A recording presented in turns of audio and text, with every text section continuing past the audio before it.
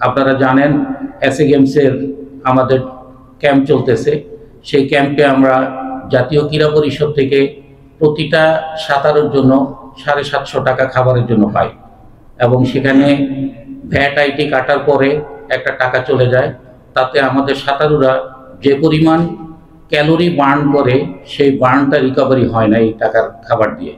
আমরা সবাই মিলে নির্বাহী কমিটির মিটিংয়ে আমাদের সভাপতি মহোদয়কে জানানোর পরে উনি সেই খাবারের সাথে 200 টাকা করে বাড়িয়ে দিয়েছেন এবং টোটাল এই এসএ গেমসের ক্যাম্প যতদিন চলবে তার জন্য 10 লক্ষ টাকা অতিরিক্ত বাজেট ফেডারেশনের ফান্ড থেকে দিয়েছেন। তো এটি আমাদেরকে উৎসাহ না, আমার মনে হয় যে সাঁতার জগৎকে এগিয়ে নেওয়ার জন্য একটি বিরল চেষ্টা। তাই আগামী 20 থেকে 23 অক্টোবর 2025 পর্যন্ত ম্যাক্স গ্রুপ 34তম জাতীয় সাঁতার, ডাইভিং ও ওয়াটার পোলো প্রতিযোগিতা 2025 জাতীয় সুইমিং কমপ্লেক্স মিরপুর ঢাকায় অনুষ্ঠিত হতে যাচ্ছে। এই প্রতিযোগিতায় বিভাগীয় ক্রীড়া সংস্থা, জেলা ক্রীড়া সংস্থা, সুইমিং ক্লাব, বিকেএসপি, বাংলাদেশ সেনাবাহিনী, বাংলাদেশ নৌবাহিনী, বাংলাদেশ বিমান বাহিনী, বাংলাদেশ পুলিশ ও বাংলাদেশ আনসার সহ 67টি টিমের প্রায় 516 জন পুরুষ ও 79 জন মহিলা সাঁতারু, 105 জন টিম অফিসিয়াল ও 120 জন মিট অফিসিয়াল সহ মোট 816 জন অংশগ্রহণ করবে বলে আশা করা যাচ্ছে। আমাদের ধারণা আমরা একটু ফ্লেক্সিবল করেছি, অনেক টিম আমাদের সাথে সময় মতো এন্ট্রি করতে পারেনি, তাদের কিছু দাবি আছে যে তাদেরকে অংশগ্রহণ করার সুযোগ দেওয়ার জন্য।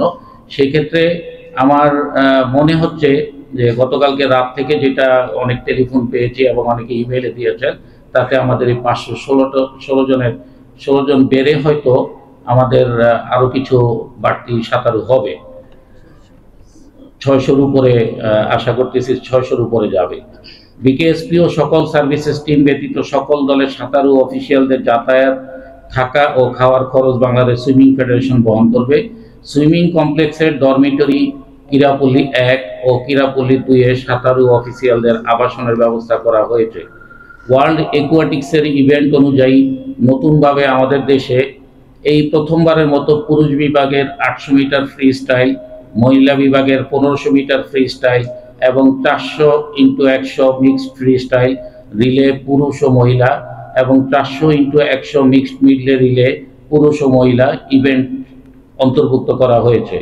এছাড়াও বাংলাদেশে এবারই প্রথম জাতীয় পর্যায়ে মহিলাদের 3টি ডাইভিং ইভেন্ট অন্তর্ভুক্ত করা হয়েছে।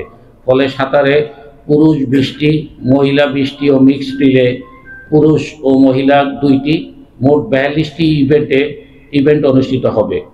ডাইভিংয়ের 6টির মধ্যে পুরুষ 3টি, মহিলা 3টি এবং ওয়াটার পোলো সহ মোট 49টি ইভেন্ট অনুষ্ঠিত হবে। বিজয়ী সাঁতারুদের স্বর্ণ, রৌপ্য ও ব্রোঞ্জ পদক প্রদান করা হবে। দলগত চ্যাম্পিয়ন ও রানার্স আপ দলকে ট্রফি প্রদান করা হবে এবং সেরা সাঁতারু হিসাবে পুরুষ ও মহিলা বিভাগে ট্রফি প্রদান করা হবে। স্বর্ণ, রৌপ্য ও ব্রোঞ্জ পদকপ্রাপ্ত সাঁতারুদের আর্থিক পুরস্কার দেওয়া হবে। এবার আমরা দায়িত্ব পাওয়ার পরে 37তম জাতীয় সাঁতার বয়সভিত্তিক সাঁতার প্রতিযোগিতা আপনাদেরকে জানিয়েছিলাম যে আমরা যারা গোল্ড, সিলভার এবং ব্রোঞ্জ পদক পাবে তাদের প্রত্যেকের আর্থিক সহযোগিতা বাংলাদেশ সুইমিং ফেডারেশনের পক্ষ থেকে করা হবে। আমরা সেই কারণেই এবার জাতীয় সাঁতার আমাদের এই কমিটির প্রথম জাতীয় সাঁতার, সেখানেও আমরা সাঁতারু ছেলে মেয়েদেরকে আর্থিক পুরস্কারের একটা ব্যবস্থা করেছি। শুধু মেডেল দিয়ে আমরা শেষ করতে চাচ্ছি না, আমরা এটির পরিমাণ যদিও খুব কম, কিন্তু আস্তে আস্তে আমরা এটিকে বাড়িয়ে আনার চেষ্টা করব। আগামী 20 অক্টোবর 2025 সোমবার বিকেল 3 ঘটিকায় জাতীয় ক্রীড়া পরিষদের নির্বাহী পরিচালক কাজী নজরুল ইসলাম, যুগ্ম সচিব, প্রধান অতিথি হিসাবে উপস্থিত থেকে প্রতিযোগিতার শুভ উদ্বোধন ঘোষণা করতে সদয় সম্মতি জ্ঞাপন করেছেন। অনুষ্ঠানে বিশেষ অতিথি হিসাবে উপস্থিত থাকবেন engineer Golam Mohammad Alamgir, chairman Max group ও সিনিয়র সহসভাপতি বাংলাদেশ সুইমিং ফেডারেশন। আমরা যারা গোল্ড পাবে প্রত্যেকের জন্য 2000 টাকা রাখা আছে, সিলভারের জন্য 1000 এবং ব্রোঞ্জের জন্য 500 করে রাখা হয়েছে।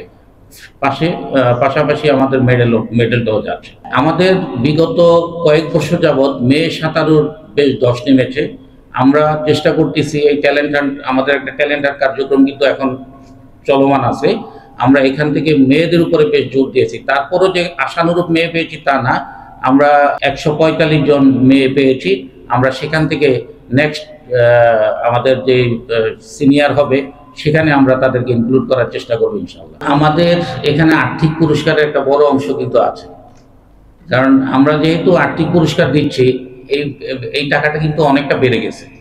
তো সেই ক্ষেত্রে আমার ফান্ড বাজেটটা অবশ্যই বাড়বে। আর টিএ এবং ডিএ সেখানেও কিন্তু বাড়তি আছে, কারণ এখন সব কিছুর দাম কিন্তু বাড়তি। তো সেই ক্ষেত্রে যেমন বাসের ভাড়া যদি আমরা দিতে যাই, সেক্ষেত্রে দেখা যায় যে আগে যদি 500 টাকা হয়ে থাকে এখন 600 টাকা বা 550 টাকা বেড়েছে। তো আমার যদি 50 টাকা করে বেরোয় 100 জনে কিন্তু প্রায় 5000 টাকা বেড়ে যায়। তো এই সব কিছু মিলে আমাদের টাকাটা কিন্তু এই জন্য বেড়ে গেছে। রেকর্ডের জন্য বরাদ্দ আছে, আমাদের প্রতিটা রেকর্ডের জন্য 5000 টাকা করে। আমরা আশাবাদী আমাদের গতবারের চেয়ে যে সাঁতারুরা আছেন তারা অনেক ভালো করবেন, কারণ আমাদের বিশেষ করে রাফি আছেন, আপনারা জানেন রাফি কিন্তু থাইল্যান্ডে অনেকদিন প্র্যাকটিসে ছিলেন এবং স্কলারশিপ নিয়ে ওখানে ছিলেন, এবং তার জন্য আমরা নেক্সট অলিম্পিকের মাধ্যমে আরেকটি স্কলারশিপ কনফার্ম করেছি। তো তার প্র্যাকটিস অনুযায়ী আমাদের কাছে মনে হচ্ছে যে আমরা অন্তত তার থেকে কিছু রেজাল্ট পাবো, বাট কি পাবো সেটা আমরা কনফার্ম করতে পারছি না, কিন্তু বেটার হবে, আগের চেয়ে বেটার পজিশনে সে আছে। আর স্কোরবোর্ডের ব্যাপারে আমি একটু বলতে চাচ্ছিলাম, স্কোরবোর্ড আমরা দায়িত্ব পাওয়ার পর থেকে কিন্তু জাতীয় ক্রীড়া পরিষদে, যেহেতু প্রপার্টিটা ক্রীড়া পরিষদের, সেই ক্ষেত্রে আমরা ক্রীড়া পরিষদের সাথে একাধিকবার যোগাযোগ করেছি, এবং তাদের যে ঠিকাদার উনি কয়েকবার গিয়েছেন, বাট এটার কোনো রেজাল্ট নেই। এবং আমাদের ধারণা যে এই স্কোরবোর্ডটি এখন অচল অবস্থায় আছে, এটা ঠিক হওয়ার কোনো চান্স নেই। আমি একটু আগে বলেছি যে আমাদের সাঁতারের লাস্ট কয়েক বছর সাঁতারের পজিশনটা খুব খারাপের দিকে চলে গেছে। আমাদের যে টাইমিং ছিল আমরা সেই টাইমিংও হারিয়ে ফেলেছি। আগে কিন্তু যে কোনো যখনই আমরা কোনো টুর্নামেন্ট হতো সেখানে সাঁতারের একটা পদক আশা করতাম, কিন্তু বাট বিগত দিনের কর্মকাণ্ডের কারণে হোক বা আমাদের গাফিলতির কারণে হোক আমরা সাঁতারটাকে অনেক নিচে নিয়ে গেছি, যার কারণে সাঁতারের পদক পাবে এই আশাটা করতে পারছি না।